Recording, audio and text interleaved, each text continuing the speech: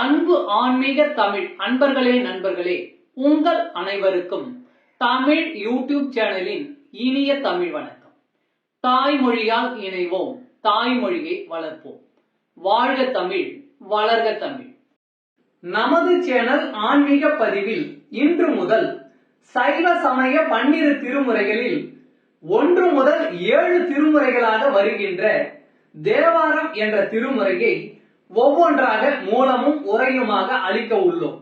இதுவரை 12 திருமுறைகளில் 8ஆம் திருமுறையான மாணிக்கவாசகர் அருளிய திருவாசகம், 10ஆம் திருமுறையான திருமூலரின் திருமந்திரம், 12ஆம் திருமுறையான சேக்கிழார் அருளிய பெரிய புராணம் ஆகியவற்றை மூலமும் உரையுமாக ஒவ்வொன்றாக அளித்து வருகின்றோம். அந்த வகையில் தேவாரத்தையும் ஒவ்வொன்றாக மூலமும் உரையுமாக எளிய நடையிலும் தெளிவாகவும் மற்றும் விளக்கமாகவும் அளிக்க உள்ளோம், அளித்து வருகின்றோம்.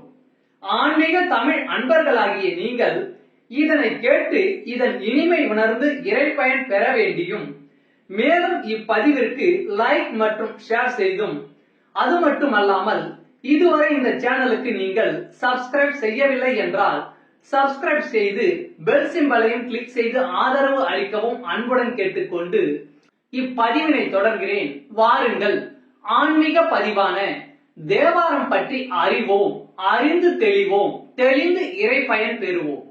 ஓம் நம சிவாய. திருச்சிற்றம்பலம்.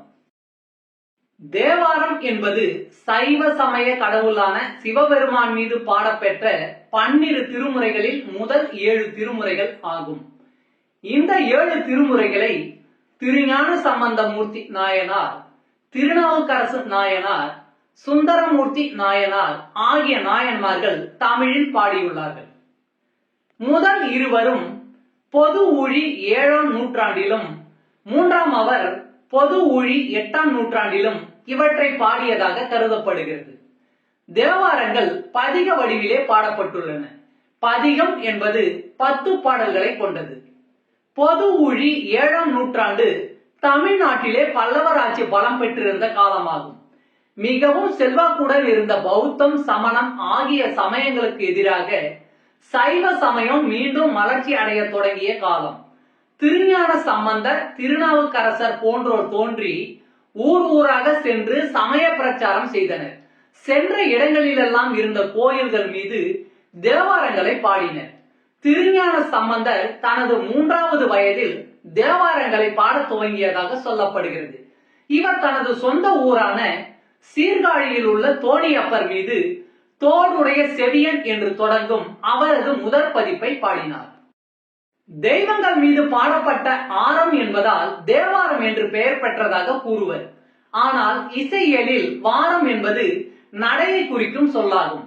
வார நடை என்பது முதல் நடை 2ஆம் நடையில் பாடுவது என்பதையே குறிக்கிறது. பொன்னார் மேனியனே தோடுடைய செவியன் பாடல்களை ஓதுவர்கள் முதல் நடையில் தான் பாடுகிறார்கள்.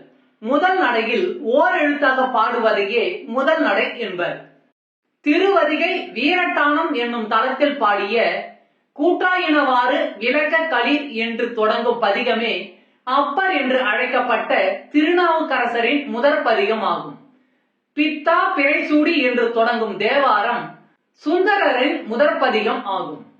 பொது ஊழி 10ஆம் நூற்றாண்டில் ராஜராஜ சோழனின் ஆட்சியின் போது சிதம்பரம் கோயிலிலே கவனிப்பாரற்று கிடந்த தேவாரங்களையும் வேறு பல சமய இலக்கியங்களையும் எடுத்து பூச்சிகளால் அரிக்கப்பட்டு அழிந்தவை போக எஞ்சியவற்றை நம்பி ஆண்டார் நம்பி என்பவர் 12 திருமுறைகளாக தொகுத்தார்.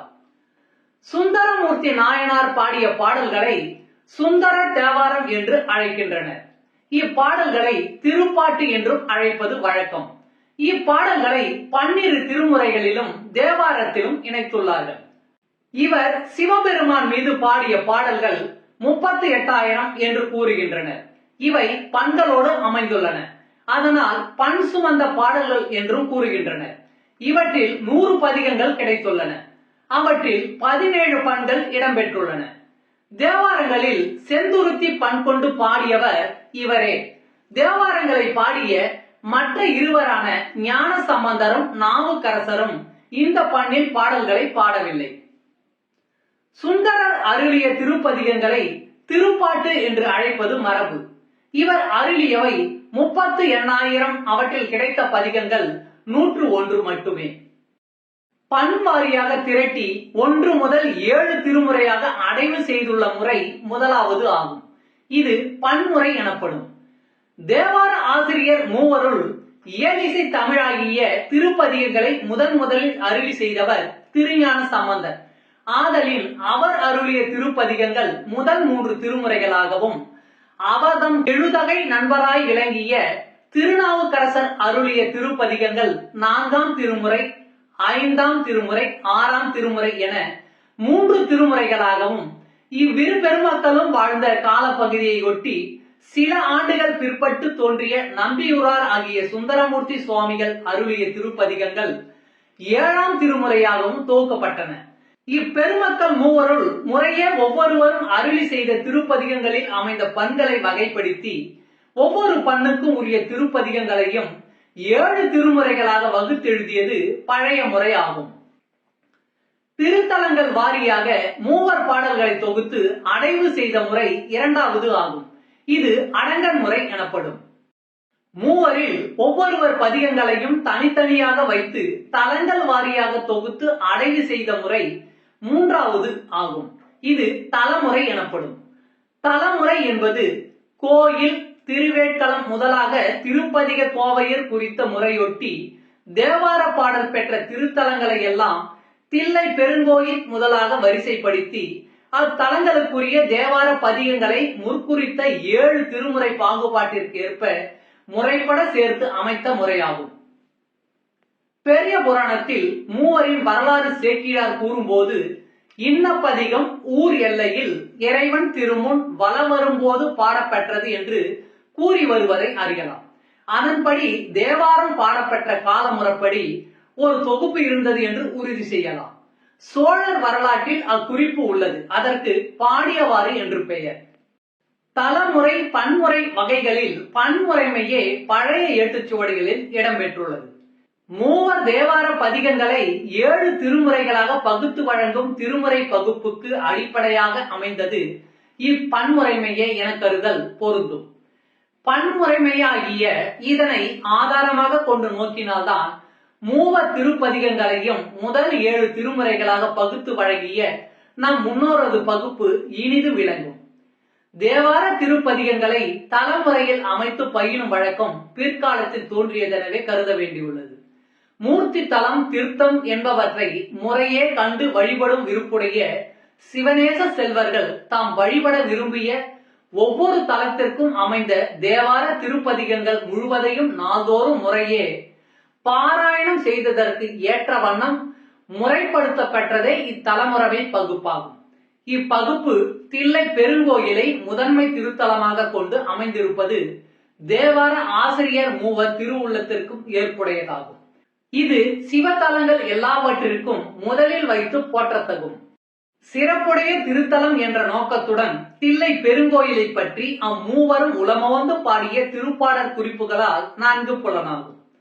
இக்குறிப்பினை விளக்கும் முறையில் கோயில், திருவேட்களம், நெல்வாயில், கழிப்பாலை என தொடங்கும் திருப்பதிகை கோவை அமைந்திருத்தல் அறியத்தக்கதாகும்.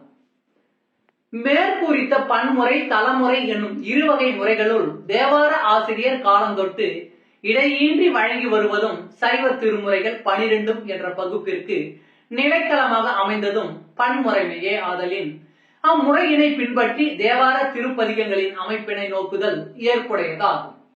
தேவார பாடல்களின் எண்ணிக்கையும் திருமுறை பாடியவர்களும். முதலாம் திருமுறை திருஞான சம்பந்தமூர்த்தி நாயனார் பாடல்கள் 1469. 2ஆம் திருமுறை திருஞான சம்பந்தமூர்த்தி நாயனார் 1331 பாடல்கள். 3ஆம் திருமுறை திருஞான சம்பந்தமூர்த்தி நாயனார் 1358 பாடல்கள். 4ஆம் திருமுறை திருநாவுக்கரசு நாயனார் 1070 பாடல்கள். 5ஆம் திருமுறை திருநாவுக்கரசு நாயனார் 1015 பாடல்கள். 6ஆம் திருமுறை திருநாவுக்கரசு நாயனார் 981 பாடல்கள். ஏழாம் திருமுறை சுந்தரமூர்த்தி நாயனார் 1026 பாடல்கள். மொத்தம் 8227 பாடல்கள் இதில் அமைந்துள்ளன.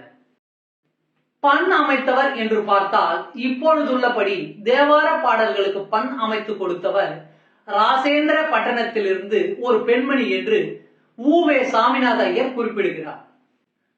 தேவார காலத்து இசைக்கருவிகள் என்று பார்த்தால் யாழ், வீணை, குழல், கிண்ணரி, கொக்கரி, சச்சரி, தக்கை, முழவம், மொந்தை, மிருதங்கம், மத்தளம், தமருகம், துந்துபி, குடமுழு, தத்தகலம், முரசம், உடுக்கை, தாளம், துடி, கொடுக்குட்டி முதலியன. இவற்றுள் பல பண்டை காலம் முதலே தமிழகத்தில் இருந்தவை. தேவாரத்தில் காணப்படும் பெரும்பாலான பண்கள் தமிழ்நாட்டிற்கு உரியவை. அவை பண்டை இசை நூல்களில் கூறப்பட்ட இசை நுணுக்கம் பொருந்தியவை. அப்பண்களில் சில சிலப்பதிகாரத்தும் காணலாம். பல்லவ பேரரசர் காலத்தில் தமிழ்நாட்டில் தமிழ் பண்களும் தமிழ் இசையும் களி நடனம் புரிந்தன என்பதற்கு திருமுறைகளே ஏற்ற சான்றாகும். இவ்வளவு அருமையும் பெருமையும் நிறைந்த இறைப்பாடலான தேவாரம் திருமுறையை நாமும் அறிந்து கொள்வோம் வாருங்கள். சைவ சமய திருமுறைகளில் முதல் திருமுறையான தேவாரம் திருஞான சம்பந்த பெருமான் அருளி செய்த திருக்கடைக்காப்பு. பண் நட்டப்பாடை. தலம் திருக்காட்டுப்பள்ளி. திருச்சிற்றம்பலம். பாடல் 45. செய்யருகே புனல் பாய ஓங்கி செங்கயல் பாய சில மலர்த்தேன் கையருகே கனிவாழ ஈன்று காணலெல்லாம் கமழ் காட்டு பள்ளி பையருகே எழல்வாய வைவாய் பாம்பனையன் பனை தோழி பாகம் மெய்யருகே யுடையான யுள்கி விண்டவர் ஏறுவர் மேலுலகே. செய்யருகே புனல் பாய ஓங்கி செங்கயல் பாய சில மலர்த்தேன் கையருகே கனிவாழ ஈன்று காணலெல்லாம் கமழ்காட்டு பள்ளி பையருகே எழல்வாய வைவாய் பாம்பனையன் பனை தோழி பாகம் மெய்யருகே யுடையான யுள்கி விண்டவர் ஏறுவர் மேலுலகே. பாடலின் பொருளுரை. வயலின் கண் நீர் பாய அதனால் கழித்த செங்கயல் மீன்கள் துள்ள துள்ளிய மீன்கள் வயலின் மீது தொங்கிக் கொண்டிருந்த பூங்கொம்புகள் மீது உரச அதனால் சில மலர்களில் இருந்து தேன் வடிந்து கொண்டிருக்கின்றது. கை கெட்டும் தூரத்தில் வாழை மரங்கள் கனிகளை ஈன்று பழங்கள் வெடித்து முதிர்ந்துள்ளன. இதனால் காடெல்லாம் தேன் மணமும் வாழைப்பழ மணமும் திருக்காட்டு பள்ளியுள் கமழ்ந்து கொண்டிருந்தன.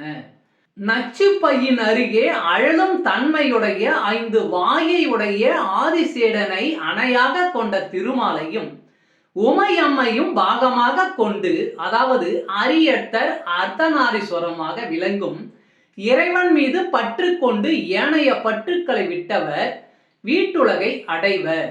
திருச்சிற்றம்பலம். அன்பு ஆன்மீக தமிழ் அன்பர்களே, நண்பர்களே, இவ்வீடியோ பதிவினை கேட்டு இன்புற்று ஆதரவு அளித்த அனைத்து தமிழ் உள்ளங்களுக்கும் எங்கள் உள்ளம் கனிந்த நன்றி. மேலும் இப்பதிவு உங்களுக்கு பிடித்திருந்தால் லைக் மற்றும் ஷேர் செய்தும், இதுவரை இந்த சேனலுக்கு நீங்கள் சப்ஸ்கிரைப் செய்யவில்லை என்றால் சப்ஸ்கிரைப் செய்து பெல் பட்டனையும் அழுத்தி ஆதரவு அளிக்கவும் அன்புடன் கேட்டுக்கொள்கிறோம். மிக்க நன்றி.